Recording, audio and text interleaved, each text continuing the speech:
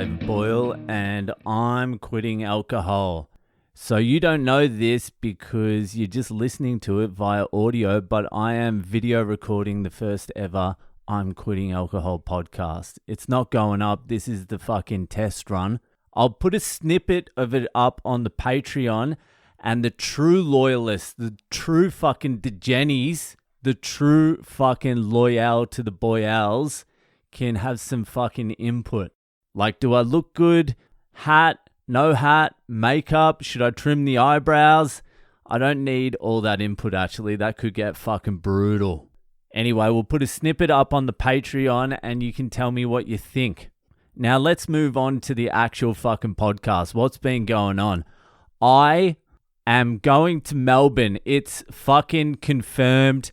I managed to get John Doerr and Izzy Ali to both agree to do the show on Saturday night. Jesus Christ, it fucking never ends. I think the oppression chamber's fucking over, but I've managed to get the boys together. Izzy's in, Doerr's in.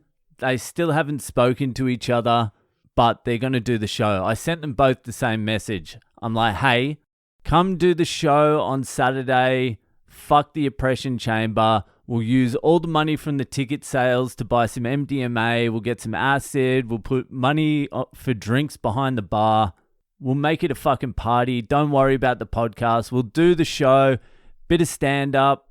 Bit of podcasting. But the main thing is we'll fucking send the oppression chamber out with a fucking bang. We'll have a party. Izzy wasn't going to do it until I mentioned drugs. He was like, I don't really even want to do this show, man. I'm like, yeah, but we'll use the ticket sales to buy some good googs, man. We'll get some good googs. He's like, all right, fuck it. I'll do the show. Door's a whole different other beast. He's still going on about fucking Izzy not being punctual or something. I'm like, who gives a fuck now? Who gives a fuck if Izzy's not punctual now? It's over. He's like, yeah, but the show's going to be weird now. There's going to be a weird energy to it. I'm like, can you just shut the fuck up? There's not going to be a weird energy unless you fucking bring a weird energy. We're getting MDMA. I'm bringing down some darts. There's going to be money put behind the fucking bar for some booze. You guys can get fucked up. We'll have a little joyous fucking party, an oppression chamber fucking send-off, eh? And Door's like, I'm sober at the moment and I'm in the smoking bet. And if I break it, I have to pay $1,400. I'm like, just fucking break it then. You've broken it 1,000,000 times. Just fucking break it. Let's just fucking have a good night Saturday night. Can we just do that? Can we fucking manage that? It's all fallen to shit, so who gives a fuck? Let's just enjoy it. Let's fucking have a few laughs and reminisce about how we've basically destroyed our fucking careers for no reason. For no reason whatsoever. There was meant to be a payoff for all the heinous shit we said on that podcast. But now, there isn't. Now, it's just out there. All the fucking horrific shit we said is just out there for the world to listen to and for no kickback. It seems dumb to me, but you guys know better. You two have it all worked out. So that's happening Saturday night. I'm actually fucking excited about it. I'm just going to host the show. I'll host. I'll get fucking Izzy, Doerr. We'll book a few other comedians. I'm trying to get Mark Oshka. He's a fucking wild man comedian, so he'll be great to watch. I'll get a few other handpicked fucking specials. It'll be a good night. Then we'll do the podcast. Then we'll fucking celebrate afterwards. There'll be a fucking after party. A bunch of my mates are going to come down who I haven't seen in a couple of years. So that will be good. It will just be fucking cool. All right? We're going to put the fucking oppression chamber to rest for a little bit. I'm not going to say it's completely fucking over, but until I get back from India, I doubt there's going to be a fucking oppression chamber. I get back from India on the 5th of February, so I think I need a little rest from it as well. Just fucking a little rest from dealing with these cunts, to be honest with you. Anyway, I wonder how this video is coming out. I can't see what I look like. I can't see what's going on. I hope I'm coming out hot. Anyway, let's move on. I've got to see Louis C.K. tonight. I'm seeing Louis C.K. tonight and tomorrow night, Monday and Tuesday. I go with a couple of comedians tonight, and then tomorrow night, I go with my wife. That should be fucking cool. I've never seen Louis, and I would have to say Louis is my favorite, and I'm also at a period with stand-up comedy where I hate it more than I've ever hated it before in my entire life, and I need some inspiration. I need some Louis C.K. fucking magic to get me re-inspired, because at the moment, not so inspired. Anyway, let's fucking move on. It's Monday, and you know what that means. It's time for questions. It's questions time. It is Ask Boyle time. So if you have a question that you would like answered by one of the greatest minds of the generation, comedian, philosopher, Craney Le Boyle, then head to my website, boylecomedy.com. There's a section there for Ask Boyle.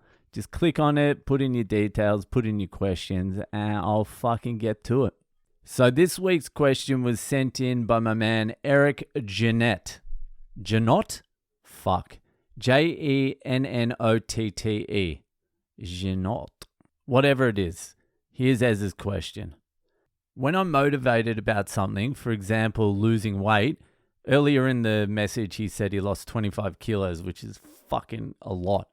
So he goes, when I'm motivated about something, for example, losing weight, I tend to go all in, which is good at a personal level, but quickly gets tiring for the people around me, as I tend to be interested only in my current project. How do you find balance between focusing on a goal and being available for what's happening in your family's life? Any tips from Mrs. B on how to deal with such monomania? Well, Ezra J, you have come to the right place. As you've probably heard over the years, I'm a well-balanced individual. I never really ever go to extremes. I'm a Libra. I'm balanced. I'm the scales. If there is one thing I'm known for, it is maintaining balance. So what do? No, I fucking just go all out on something. Like, for example, Bitcoin, jiu-jitsu, comedy. What happens is I just go through periods of neglect of the whole thing. So I'll go fucking mental on something for like a few months, and then something else will get my fucking attention, and I'll completely neglect that thing that I just went mental on for months and go mental on a new thing. So it's just balancing the neglect. So when I got into Bitcoin hardcore, I was switching off to my family, which I justified because I was securing our future. So after months and months and months of neglect to listen to Bitcoin podcasts, I was like, hold on a second. I have 2 kids and a wife. I'm like, I better pay attention to them for a little while. So I stopped listening to Bitcoin podcasts and started focusing on them. And we'd go to the park and we'd play, and I put all my attention on them for like a week, and then that got boring, and I'm like, I need something new. And then I got jiu-jitsu, and now jiu-jitsu is the thing I'm pouring all my energy into. And I'm watching a lot of YouTube tutorials on how to choke people, while my family are like asking me annoying questions in the background, like, what's for dinner? Can you make me lunch? I'm feeling sad. You seem detached. I'm like, shut up. How am I going to fucking protect you if I don't know jiu-jitsu? I've already secured our future with Bitcoin. Now I need to protect the Bitcoin. It's called sacrifice, all right? I have to sacrifice your happiness to protect you. That's how it works. That's how you balance it out in a family. Especially if one of the members in the family is a full-on psycho. You need the other members of the family to be like level-headed, like normal people. You can't have 2 psychos in the same family. You can barely have 1 psycho in the same family. So that's how I balance it out. I just go from extreme to extreme and just leave destruction in my wake. Honestly, I have no fucking idea how my wife puts up with it. You'd have to ask her. I think she's just so used to me like getting obsessed with something. I never get obsessed with something useful though. Like it would be something like chess or the clarinet or something. Something I can't apply to the real world at all. Something that can't make me money. You'd have to ask her because she's been with me through some fucking phases. She was there when I was a full conspiracy nut. She was there when I got into like rocks, like healing rocks. She put up with that. She was there when I was playing piano. Comedy, she's put up with fucking over 10 years of fucking comedy. Bitcoin, jiu-jitsu, pumpkin. Like she's been there for a lot of fucking obsessions. I think now she just rides it out. She's like, he's going to run out of steam at some point. But then the problem is I just move on to something fucking new. I don't know how she puts up with it, but it's good to be a balanced human being like I am. Nah, I know I get obsessed with shit, so I fucking have to keep an eye on myself all the time. Because when I do get obsessed with something, whenever I'm dragged away from that thing, I get real fucking like snappy. Like, what? I'm fucking just in the middle of a 15-hour fucking Bitcoin podcast. What? What could you possibly want? So I have to pull myself up a lot of the time and just go relax, all right? You're just in one of these fucking phases. And this will probably get another fucking 20 emails from people going, you know you've got ADHD, right? I'm like, yeah, you're like the 40th cunt to fucking tell me in the last fucking month, all right? That's how you deal with it, actually. Go get an ADHD diagnosis and get on fucking meth. That's how you do it.